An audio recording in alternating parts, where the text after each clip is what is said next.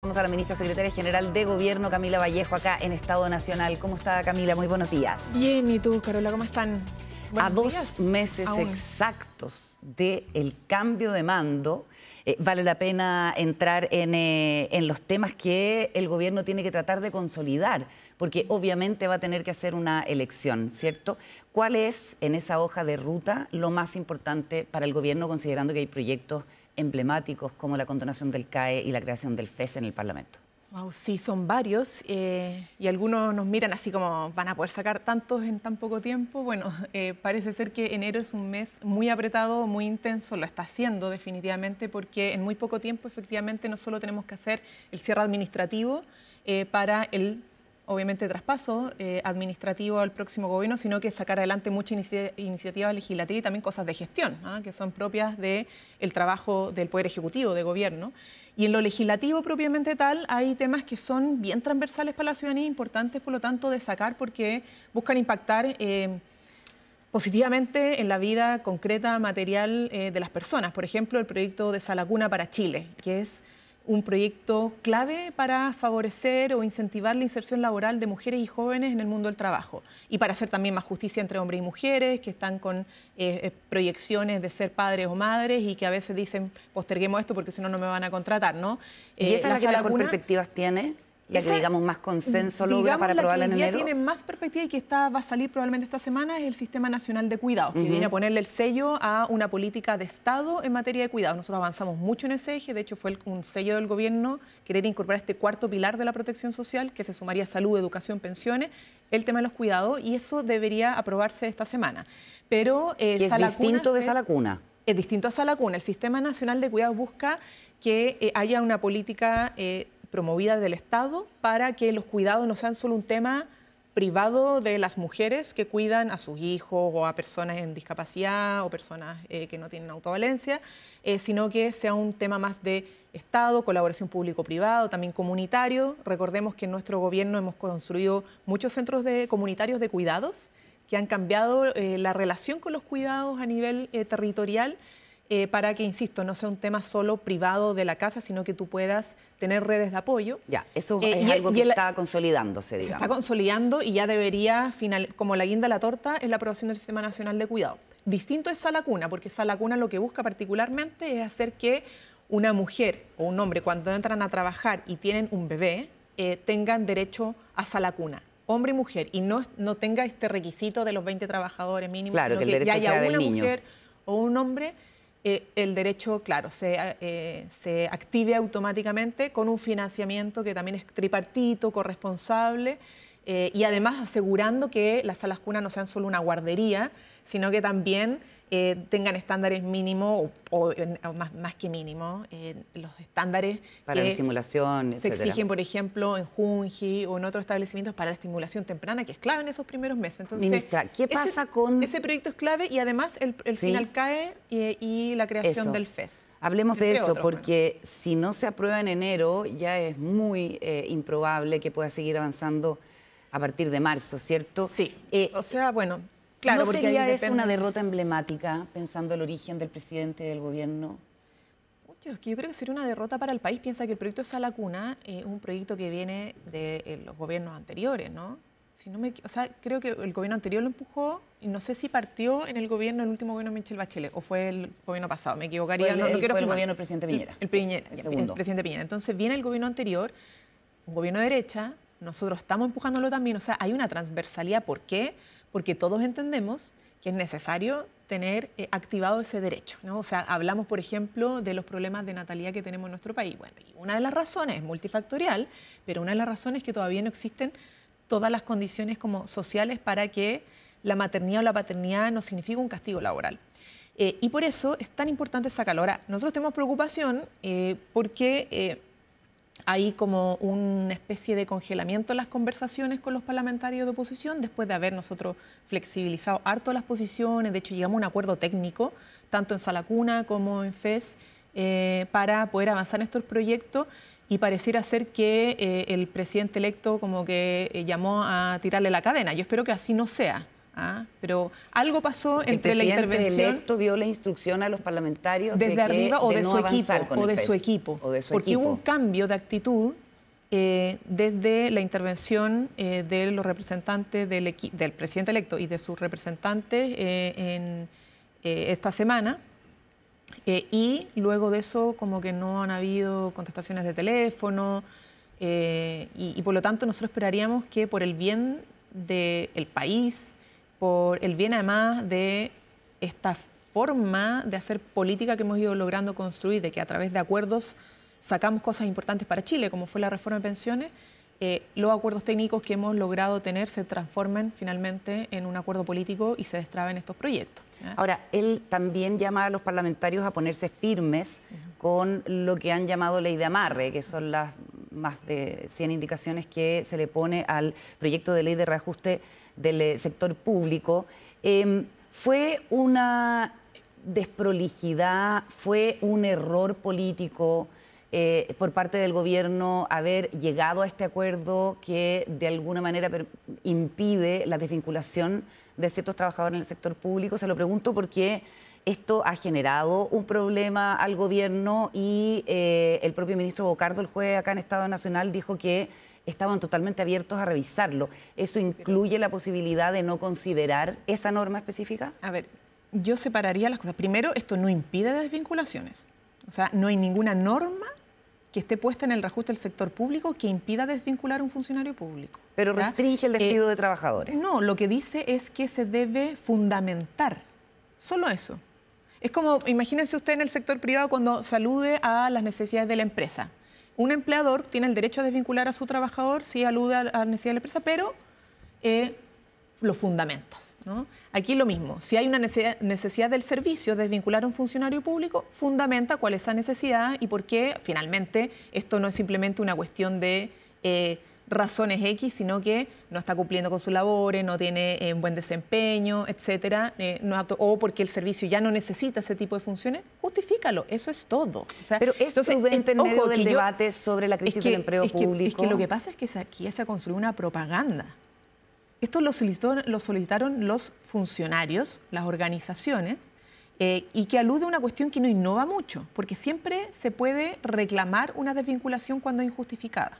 ¿Ya? Ahora, esto se presenta ante la Contraloría y la Contraloría puede decir no estuvo bien justificada o no estuvo bien justificada, ¿no? Pero no hay ni un impedimento, ni un amarre a funcionarios que son de confianza política, porque todos los que son los gabinetes y los funcionarios de confianza de gabinete que entraron con el gobierno se retiran junto con el presidente y nosotros los ministros de Estado subsecretarios el día 11 de marzo.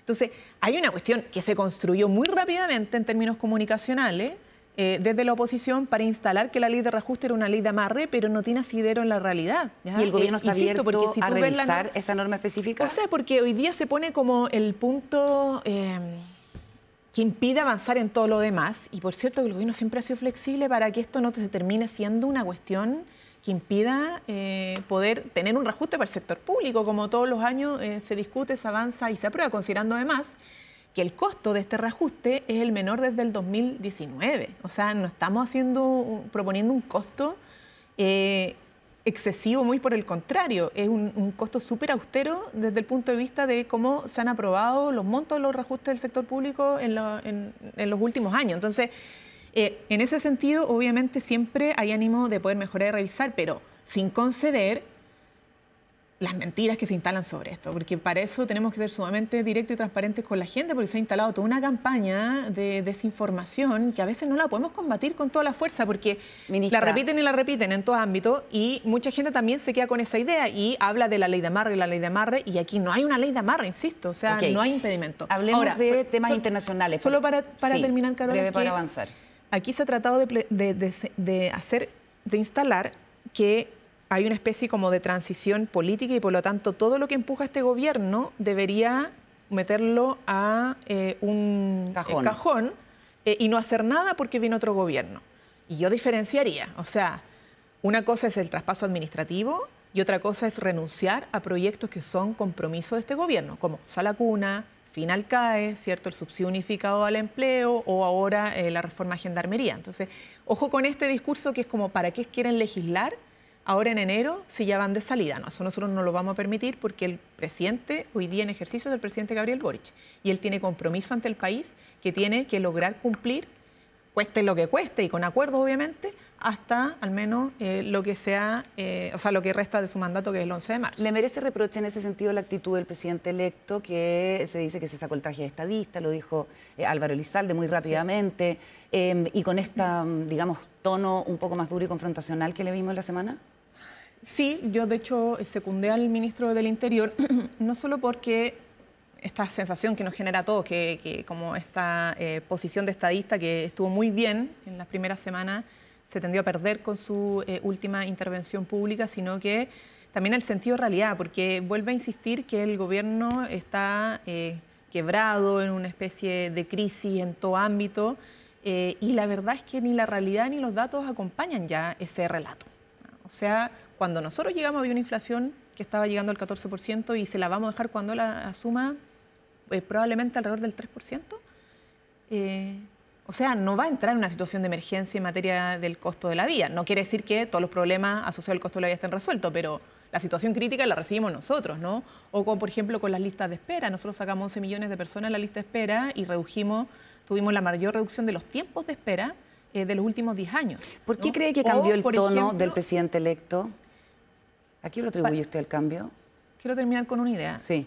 Cuando nosotros ingresamos, el crimen organizado ya se estaba instalando en Chile muy sigilosamente y tuvimos que obviamente nosotros enfrentar con más de 70 leyes de seguridad este tema, con financiamiento el más alto de lo que tenemos recuerdo, ¿no? Que ha gastado el Estado en materia de seguridad, y por lo tanto, sin desconocer que el problema de seguridad sea uno de los problemas de primer orden, vamos a entregar un Estado mucho más fuerte que el que recibimos para enfrentar este problema. Ahora, el cambio de tono, mire, no sé, no quiero ponerme a interpretar, pero que hubo un cambio de tono, y porque además el presidente electo ha señalado públicamente que quiere gobernar para todos los chilenos y chilenas. Y esta forma de referirse al presidente en ejercicio, a quienes estamos todavía trabajando por el país, como los que improvisamos, los que no somos capaces de atender a la realidad de las personas, en fin, creo que no es adecuada si es que él quiere ser coherente en este discurso y relato de gobernar para todos y todas. Y sobre todo no es coherente si es que quiere mostrarse un presidente humilde y capaz también de ver en el otro o en los otros atributos sobre los cuales también se puede trabajar, ¿no? ¿Le falta humildad al presidente electo?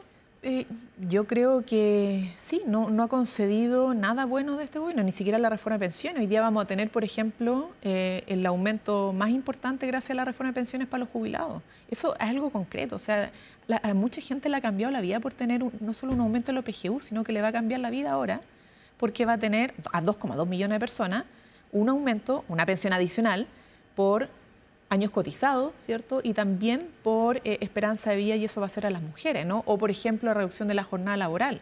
Esto que decían, ¿de qué sirve salir antes del trabajo si la gente llega a encerrarse? O sea, no es así. La gente hoy día está disfrutando también más con sus hijos, sale a la plaza, sale a trotar, ¿cierto? Simplemente está descansando gracias a el primer paso de la reducción de la jornada laboral, y en su gobierno, en abril del próximo año, durante el gobierno de José Antonio Kast, la reducción de la jornada semanal va a llegar a 42 horas. Ministra, entonces, hablemos de... decir que todo está mal, que todo está patas para arriba, sin reconocer nada de los avances que además se lograron con acuerdos transversales en el país gracias al liderazgo del presidente Boric, es poco generoso, poco humilde, y además porque incluso desconoce que en su administración los ingresos fiscales por royalty minero y por litio, ambas políticas que empujó y lideró el presidente de la República, van a ser bastante auspiciosas. Entonces, además va a tener más ingresos fiscales para poder o ponerlo en la reserva, ¿cierto?, en los fondos soberanos, o para invertirlo en agenda económica o gasto social, ¿no? Muy bien. Entonces, a ver, el presidente Boric da hoy día una entrevista al diario El País donde, digamos, reflexiona sobre las razones del triunfo de la derecha. También dice que va a estar articulando de alguna manera a la izquierda, pero que la izquierda que solo culpa al adversario está condenada a diluirse. Ayer, antes de ayer, fue la fiesta de los abrazos, usted estuvo presente ahí, estuvo Janet Jara, que llamó a hacer una crítica incómoda y descarnada de lo que había ocurrido. Lautaro Carmona hace poco rato insistió en que uno de los factores de la derrota había sido la actitud del gobierno, o lo que dejó de hacer el gobierno, y pareciera haber al interior de la izquierda visiones bien distintas de qué fue lo que ocurrió al interior del propio Partido Comunista. ¿Qué le parece a usted esto de cara a la conformación de lo que va a ser la oposición a partir del 11 de marzo? Sí, mira, yo ya mencioné los aspectos positivos, ahora puedo señalar también los temas que son de reflexión o autocrítica. Separaría las cosas en dos ámbitos. Uno, hay una autocrítica descarnada que cada espacio partidario va a tener que hacer, y también lo propio nosotros, y lo hemos hecho en varias oportunidades también dentro del gobierno. Y otra cosa también es lo que uno apresuradamente en términos públicos puede señalar, ¿no? Cada cosa tiene su proceso. Lo segundo es que efectivamente atribuirle a un solo factor la explicación del resultado electoral sería bien simplista. Entonces, efectivamente, esto es multifactorial.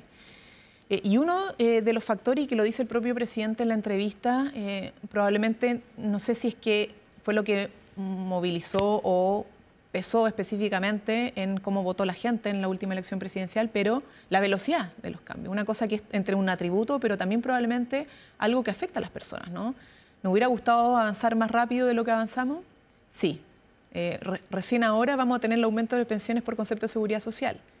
Nos hubiera gustado que hubiera sido el año pasado, por ejemplo, ¿no? Porque con la reforma de pensiones no ingresamos el primer año, ingresamos pues, y nos costó, bueno, contra viento y marea, tuvimos harta resistencia, incluso una campaña sucia de la Asociación de FPs contra la reforma previsional, pero ahí uno podría constatar de que quizá si los cambios concretos y materiales se hubieran visto antes, la percepción de la gente sobre las capacidades de cumplir los compromisos hubiese sido distinta, ¿no?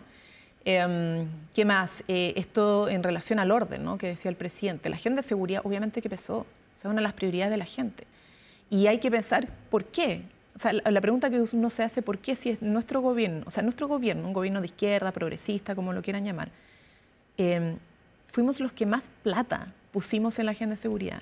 Fuimos los que más leyes de seguridad con acuerdo en el Parlamento sacamos. Hay que decir que no por iniciativa propia, digamos, después de la presión de la oposición. No, muchísimos por iniciativa propia y otros obviamente también a solicitud de la oposición. Por eso de eso se trata, generar acuerdos, ¿no? Y de hacerse cargo de una agenda que no estaba contemplada probablemente en el programa. Una agenda, yo pondría ahí un matiz. La agenda de seguridad, al menos desde la segunda vuelta, estuvo siempre contemplada. Lo que faltó, y creo que nos faltó a todos también, era advertir cómo venía instalándose el crimen organizado en nuestro país. Que es distinto, ¿ya? Porque el crimen organizado ya estaba instalado, el Tren de Aragua estaba instalado en nuestro país y nadie lo advertía. Entonces, ¿qué es lo que pasó? Nosotros tuvimos que, el primer año, empezar a trabajar en un plan nacional contra el crimen organizado. Y eso fue algo que no estaba en el programa. Tuvimos que crearlo. Entonces, el manejo que puede hacer el gobierno. Ahí hay también un tema, insisto, de cómo muy hábilmente también se manejaron las emociones en torno al tema de la inseguridad. Y ahí la derecha, yo creo que siempre, y pasa en el mundo, ¿no?, pero también aquí, como que sabe mucho, o sea, sabe más manejar esa agenda a propósito más que de los mecanismos concretos para enfrentar la delincuencia o el crimen organizado. Es como prometer y parecer que son más capaces de resolverlo. ¿Y usted cree que se va a encontrar con un choque de realidad el 11 de marzo el presidente Castro? O sea, mire, primero yo creo que van a tener, o sea, les vamos a dejar un Estado mucho más fuerte y preparado para enfrentarlo. O sea, ya con un Ministerio de Seguridad Pública, con una política nacional contra el crimen organizado, con el ejército desplegado en la frontera, con drones en la frontera, con una gestión operativa entre PDI, Carabineros, el Ministerio Público, que no existía cuando nosotros llegamos. Entonces, yo creo que va, o sea, ojalá que pueda hacer mucho, ¿no?, en materia de seguridad, pero lo que tenemos a ciencia cierta que poder decir, o sea, que podemos señalar, es que él, cuando llegue el 12 de marzo a sentarse en la Moneda, va a encontrar un Estado mucho más articulado, más fuerte y más preparado para enfrentar la delincuencia, el crimen organizado, y ojalá que logre ponerle obviamente mucho más de su cosecha para que Chile siga avanzando en el camino de hacer retroceder la violencia, la delincuencia y el crimen. Hablemos del continente en estas horas agitadas, ¿cierto? La agenda internacional. El presidente Boric, en esta entrevista en el diario El País, también habla sobre Venezuela y dice que no se podía defender, lo que reafirma su postura sobre el régimen de Nicolás Maduro, pero también habla de Cuba y lo califica como una dictadura. Dice, hoy en día en Cuba hay escasez de comida, de medicamentos y cuesta moverse en transporte. Una parte importante de los jóvenes se han ido. No hay una democracia en la isla. Es un régimen de partido único, no hay libertad de expresión, eso desde cualquier punto de vista es una dictadura. Algo que Lautaro Carmona dice no compartir, dice que es una democracia ajustada a la realidad histórica y social de Cuba, y esto siempre es un tema, ¿cierto? Ayer, o sea, de hecho, en la fiesta de los abrazos, Yanet Jara también habló específicamente de Venezuela y dice que al partido le falta hacer una reflexión en ese sentido y que probablemente los cambios de posición en una institución centenaria son muy difíciles. ¿Cómo lo ve usted desde el punto de vista de la vocería del gobierno? Y bueno, también estuvo en la fiesta de los abrazos usted militante del partido. Bueno, primero yo soy obviamente vocera de gobierno y me ha tocado enfrentar esta pregunta entendiendo que no solamente represento al gobierno, sino que tenemos una alianza de partidos que tiene miradas distintas muchas veces en temas internacionales y específicamente sobre países específicos de América Latina, ¿no? Como es Venezuela o Cuba.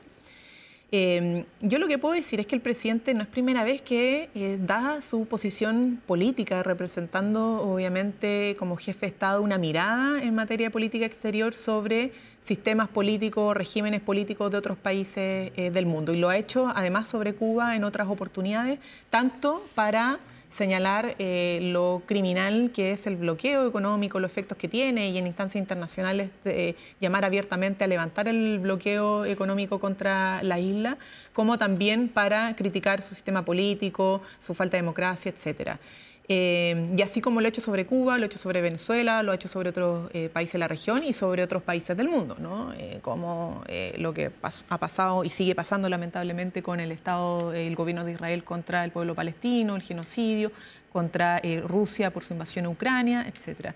Y que la directiva del partido siga defendiendo lo que ocurre en Bueno, es que son parte de las por lo mismo. Los debates internos de los partidos sobre la mirada internacional, uno como ministro o ministra de Estado tiene que respetarlo, ¿no? Distinto es que esto contravenga o vaya a cambiar la posición del presidente como jefe de Estado, ¿no?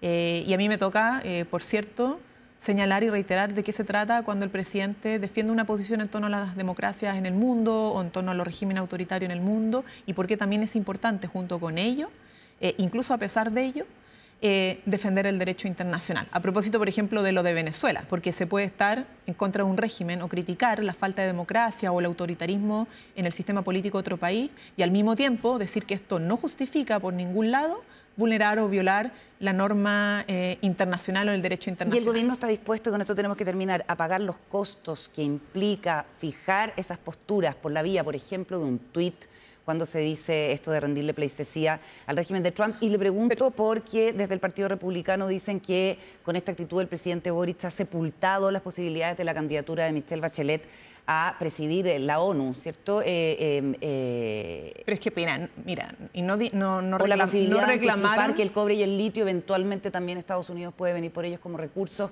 no dificulta o no hace pagar costos. Mira, el presidente en su posición sobre política exterior, sobre lo que pasa en la geopolítica mundial, se ha valido de aplausos y también de críticas, y eso ha sido siempre. Y eso no por eso se ha movido de su posición en torno a principios, ¿no? Y claro, la oposición o la derecha chilena va a criticar duramente al presidente cuando el presidente es firme sobre Estados Unidos, más no cuando el presidente es firme sobre Venezuela. Pero cuando el presidente fue firme sobre Venezuela y le costó que Venezuela cortara las relaciones diplomáticas con Chile, la derecha no dijo nada, no dijo no seas duro con Venezuela porque nos van a cortar las relaciones diplomáticas y con eso no vamos a tener consulado y con eso además no vamos a tener posibilidades de resolver el tema migratorio con los venezolanos. No dijeron nada, más bien aplaudían. Entonces ahí yo veo el doble estándar, ¿no? Como que se exige mucha dureza y firmeza y se insiste en exigir eso al presidente cuando se trata de los países que a ellos no les gustan, pero cuando se trata de los países con los que ellos sí, por afinidad política, se quieren relacionar de cierta manera, ahí empiezan las críticas. Y lamentablemente lo que está haciendo Estados Unidos no se justifica por ninguna parte. Y yo esperaría que la ultraderecha y la derecha en Chile no siga validando aquello, ¿no? Ni la intervención de Venezuela, ni la intervención de Groenlandia, que no es ninguna dictadura, ni tampoco un gobierno revolucionario, que algunos dicen que Estados Unidos invade solo gobiernos revolucionarios. No, o sea, es una democracia, pero que representa un interés particular para Estados Unidos y con ello Trump quiere justificar cualquier invasión. O sea, ponerle límites creo que es parte de la tarea de la comunidad internacional, independiente más del sector político que representen los partidos de esta comunidad internacional. Ministra Vallejo, muchas gracias por la conversación acá en Estado Nacional. Muchas gracias a usted por la entrevista. A 2 meses exactos del cambio de mando. Cerramos esta edición del programa. Muchísimas gracias por acompañarnos. Sigan junto a TVN. Buenos días.